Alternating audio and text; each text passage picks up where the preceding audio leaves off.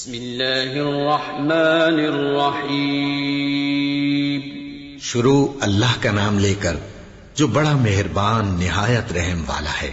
اے اہل اسلام، اب اللہ اور اس کے رسول کی طرف سے ان مشرکوں سے جن سے تم نے عہد کر رکھا تھا بیزاری اور جنگ کی تیاری ہے، سو مشرکو تم زمین میں 4 مہینے چل پھر لو اور جان رکھو کہ تم اللہ کو عاجز نہ کر سکو گے، اور یہ بھی کہ اللہ کافروں کو رسوا کرنے والا ہے۔